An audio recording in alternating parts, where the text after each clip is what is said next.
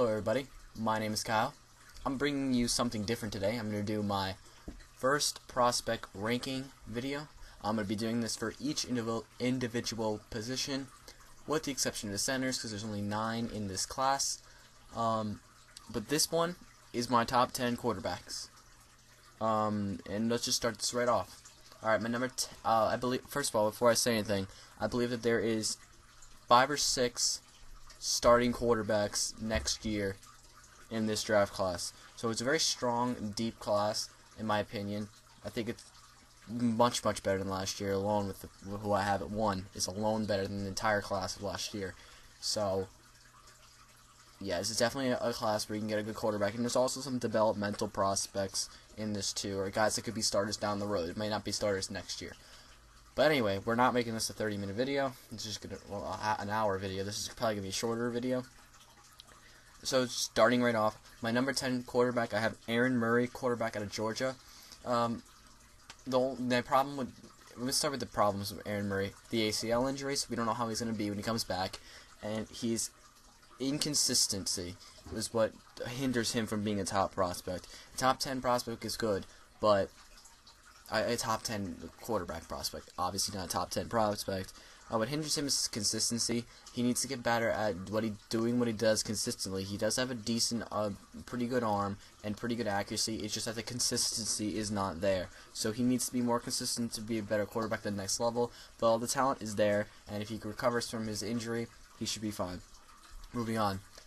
The number 9 pick. I'm used to mock drafts, I'm sorry. My number 9 rated quarterback is Eric Fales, quarterback at San Jose State. Eric Fales has got a lot of talent, but he's going to need to fit the right system. He's going to have to be in a West Coast offense because his arm is not good enough to be in a strong arm quarterback type offense. He doesn't have definitely has some mobility and the short accuracy and definitely the leadership traits that you would like to see in a quarterback. So he's definitely warrants a top 10 quarterback grade, but he needs to fit. He's gonna have to be one of these guys that has to go to a specific team. He can't go to a team that's gonna need the ball slinging down the field the whole time. He's gonna be in a West Coast kind of team, maybe something like the Rams, but not. He has to fit a West Coast offense if he's gonna be a quarterback at the next level. All right, moving on. Number 8, I have A.J. McCarron out of Alabama. The problem with A.J. McCarron is obviously his deep ball arm strength. He definitely has better arm strength than people say he does. People say he pretty much can't throw a football, but it's not what it needs to be for an elite quarterback. But again, Sam Bradford doesn't have a big-time NFL arm. Well, he has good accuracy, but he was taken with the number 1 overall pick, so... A.J. McCarron is another one. He's a winner. He can throw the deep ball. It's just that it doesn't get there as quick, and he doesn't have just as much arm strength as some of these other guys do. But he definitely can throw the football down the field and succeed next level. He's a winner. He's won so much at Alabama. But the questions are going to be, can he, perform when he's faced with pass rush? Because he's pretty much been playing with an pro NFL line. Playing with an NFL offensive line there in Alabama this entire time he's been there. So he doesn't get sacked a lot. And when he is under pressure, it's not been good. So we got to see if he can adjust to that pressure he's going to see at the next level, because his offensive line is not going to be as dominant as it was at Alabama. It's just not going to happen. So A.J. McCarron grades out as my 8th ranked quarterback, but I think it's a solid grade for him. Alright, my number 7 prospect is Jeff Matthews, quarterback out of Cornell. This is a guy you may not have heard of before. He's out of a small school for football, obviously. When you look at quarterbacks, yes, the competition that they face is going to be part of it, but the raw talent is not going to be hindered based on where they are, what conference they're in. Jeff Matthews definitely has a very alive arm, but what he needs to do is he needs to throw the intermediate routes much better, and he needs to be able to, conduct himself against better opponents. We don't know what he's going to do yet. He tends to predetermine his routes, which means he throws the ball before he already knows where he's going with the ball, doesn't go through his progressions all the time. but he definitely has a live arm, big arm, all the intangibles you want. Obviously smart, coming out of Cornell. I think this is a guy that you compare to maybe a Ryan Fitzpatrick, who could be a starting quarterback down the line. He maybe has more of an upside of Ryan Fitzpatrick does, but both out of Ivy League schools, both have big arms, both inconsistent at times. This is probably, he compares a lot to Ryan Fitzpatrick, but he definitely has more of an upside than Fitzpatrick did. But we'll see how he turns out. For now, that's what his comparison could be. Definitely a guy who would be worth trying to develop at the next level. Alright, moving on. This is the start of where, guys, I think it could start next year on a team. Alright, I have number 6. I have Zach Mettenberger, quarterback out of LSU. I like him a lot because he's a strong arm. He has played with really good receivers on LSU, and he did have an ACL injury. But his thing is not running, so ACL injury should not hinder Zach Mettenberger too much, because he's going to be throwing the ball from the pocket most of the time. He's a pocket passer. He's a big arm. He has very good deep ball accuracy, but he has been saved by the wide receivers there too. So we don't know if he's made the wide receivers or the wide receivers have made him. I think Jarvis Landry definitely has helped him out a lot, and so has Odell Beckham, but he has been able to perform when not given those guys. So Zach Mettenberger, quarterback out of LSU, is my number 6 ranked quarterback. He could start next year, but would be better off as being a guy that was playing a backup role in his first year and then molding into a starter, but I think he may start based on this class. Alright, number 5. I have my favorite quarterback in this draft, Jimmy Garoppolo, quarterback out of Eastern Illinois. NFL comparison, so you guys get an idea if you maybe not seen him play. An NFL right now comparison is Alex Smith. Even though he throws the ball better than Alex Smith does, deep ball wise, he has a better arm.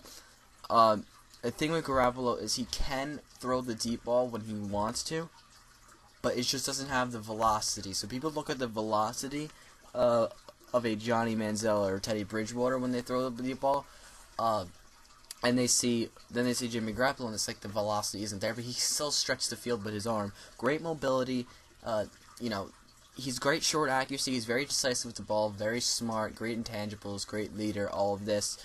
I do see Garoppolo starting next year for sure, depending on the team he goes to. I'm hoping he goes to Jacksonville because I think he could succeed in that offense. Played at a Division II school, Eastern Illinois, so people may knock him down a bit for that, but you just gotta watch how he throws the ball and how he makes decisions, and you'll realize it doesn't really matter where he went to school. Yes, some balls that should have been picked off were not picked off because of the people he was facing, so he didn't necessarily get as many interceptions, but he still made the correct decision on almost every throw. He reminds me a lot of Alex Smith. I think again he has a higher upside than Alex Smith does as of now, but Alex Smith was a Pro Bowl quarterback, and you could see once he goes into the correct offense, he may not put up these extraordinary Peyton Manning numbers, but he's going to get the job done. He's going to win you football games. Jimmy Garoppolo, quarterback out of Eastern Illinois, is my number 5. No, I'm sorry, Eastern Illinois is my number 5 rated quarterback. Alright, these top 4, everybody sees them as ahead. I see it's Garoppolo is very close with my number 4 quarterback, in my opinion. It's just that they're different kinds. My number 4 quarterback is Derek Carr, quarterback out of Fresno State. Again, if you compare him to Garoppolo, you'll see that they're completely different quarterbacks. Derek Carr, he does have the same leadership skills as Garoppolo does. He's a very good leader. He's a 4-year starter, so he's a senior. He has a big arm. He is going to be able to throw the ball down the field with a ton of arm strength. Obviously he can throw the deep ball. He has a ton of arm strength. He's a big arm, strong arm quarterback, which makes me like him. I just can't think of it right now. Guys who ridiculous, arm-wise, like Joe Flacco, he has a big arm, that big. He throws the deep ball well, but he needs to work on his short to intermediate routes. He throws the ball with a lot of speed, which sometimes is too fast for wide receivers. He needs to learn how to take touch passes. You can't always throw bullet passes because the wide receivers may not have their routes run yet, so he needs to be able to take, develop a touch to his ball. But he has to do that more often, but it doesn't mean that he doesn't do it at all, because he does do it sometimes. He has great accuracy.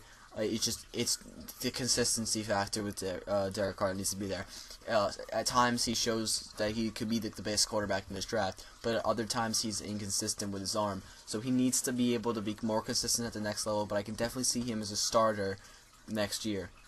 Alright, now moving into my top 3, you guys know who they're going to be. You've heard their names a million times.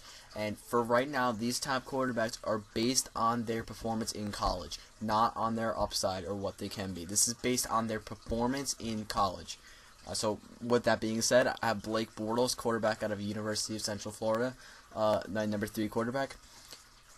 Do I believe he has more upside than my number 2 guy, which I will not say yet? Yes, I do. I believe that Blake Bortles has he has the second most upside in this draft, and if you wanted to say guys that could be the best, the most potential, and mixed with talent, Bortles would definitely be number 2.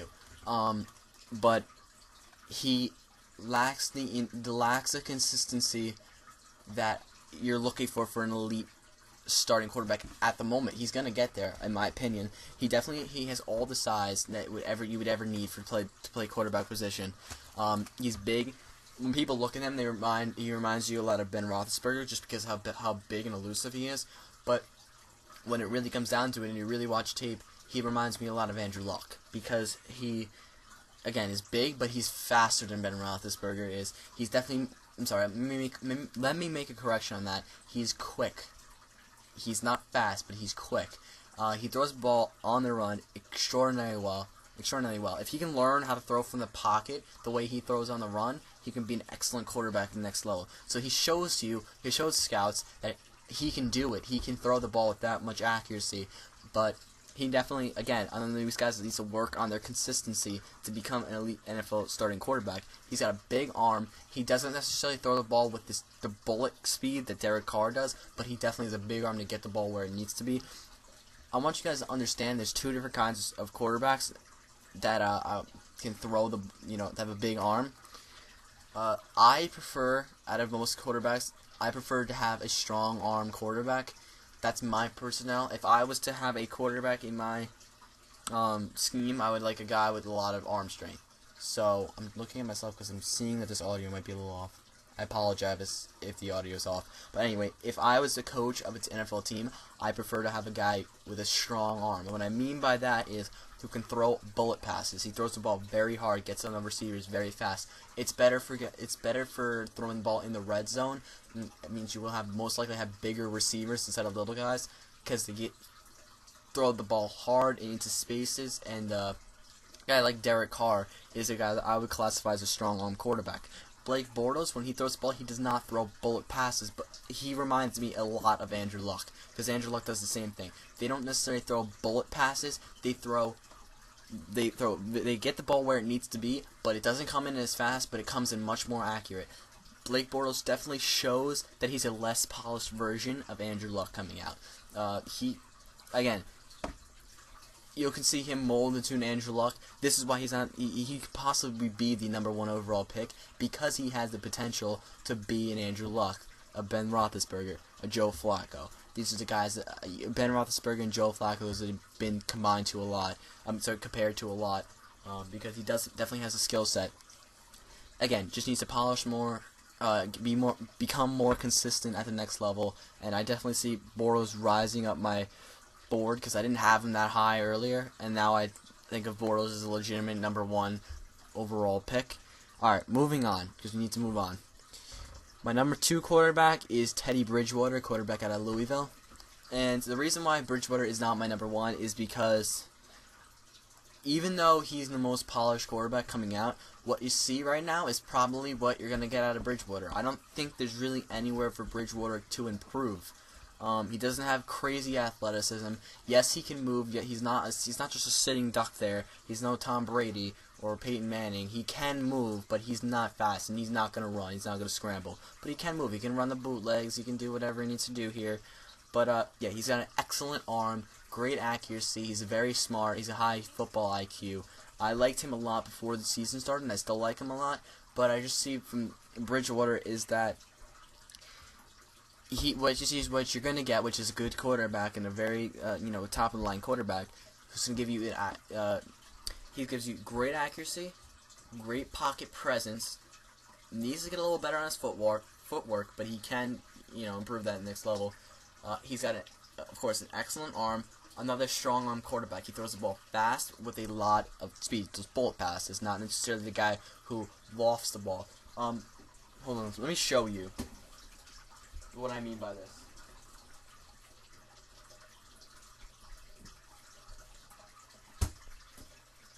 Excuse my football, but alright, let me show you. When I say the guy throws a ball with a loft to it, excuse the football. When he throws the ball, when he's got a big arm, but he's not throwing bullet passes, he throws it and he just kind of lets it go up. He just lets the ball go upwards, okay? When he throws a bullet pass, he comes down and through the ball, so it comes in faster, okay? When he throws the ball deep ball, it's more of like you put your arms on a little bit of an angle and you put the ball up. When you're throwing a bullet pass on deep pass, you put your arm like this and you put the ball through. Okay, that's what I'm talking about. The difference between Blake Bortles and Derek Carr. Derek Carr, when he's throwing a deep ball, he going like this. He's putting his arm through the ball. When Blake Bortles throws a deep ball, he puts his arm back and he throws the ball up with more of a loft. Okay, that's what I'm talking about when I mean loft and bullet pass. That's what I'm talking about. So for you guys who don't know, that's what I'm talking about there. Bridgewater is a guy that throws a bullet pass, but the touch part of his game is that he does throw the ball with a loft when need be. So he throws a bullet pass in short to intermediate routes and throws loft on deep passes. So that's a good mix. It's a good compliment for, Bridgewater. So he's definitely the most polished guy for sure at this point in his in his career. But I just don't see any wow factor, any extraordinary potential for Teddy Bridgewater. I think he's going to give you a solid NFL quarterback for a long time, but for like a number 1 overall pick and my number 1 rated prospect, he's just not there. He's number 2, which is not bad at all in this class. It's not bad. So Bridgewater, my number 2 quarterback, he's out of Louisville, and my number 1 is Johnny Manziel out of Texas A&M. Johnny Football. Before the season started, I wasn't that high on Manziel. Now I am. I absolutely love Manziel. I see a kid who has a ton of talent that people say have character issues, but if you knew Johnny Manziel, or you listened to Johnny Manziel, or you just watched interviews of Johnny Manziel, you'll realize that he doesn't have any character issues. He was a college student. I think he was 19 years old last year. He's a freshman in college. He's 20 years old now, or 21, one of the two.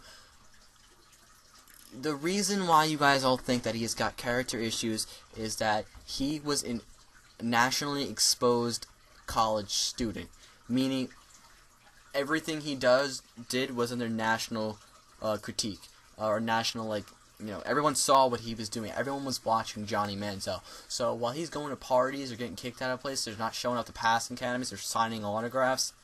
Everyone else is already doing that. It doesn't really make, you think that a normal, an NFL player was not, going to parties or doing underage drinking or maybe signing a couple autographs. It's just that it wasn't under the, intense, intense critique or criticizing. There it is. That's the word. Criticizing that Johnny Manziel was under. So I think the character issues that you guys may see are not accurate. They're just normal things that an immature college student would do. And he's 20 years old or 21, one of the two now. He is going to grow as a football player, and he is going to grow as a man. So Johnny Manziel already shows you the wow factor. And with the number 1 prospect, he's my number 1 prospect in this entire class. Not Jadeveon Clowney. Johnny Manziel is my number 1 on my big board. Johnny Manziel is he's my number 1 on my big board. Johnny Manziel written there on the top. Okay, I need to make one and put it right here. So yeah, my number 1 is Johnny Manziel. And look, he gives you the wow factor. I'm repeating myself because I forgot what I was saying. He gives you the wow factor. He has unbelievable scrambling ability. He just makes plays. Johnny Manziel just makes plays. He makes miracles. You know what? Here's a highlight video. Alright, thank you all for watching. I hope you enjoyed that. Hope you enjoyed my top 10 quarterbacks. Please leave a like and a comment below.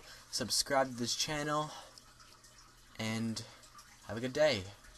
Johnny Football, #1.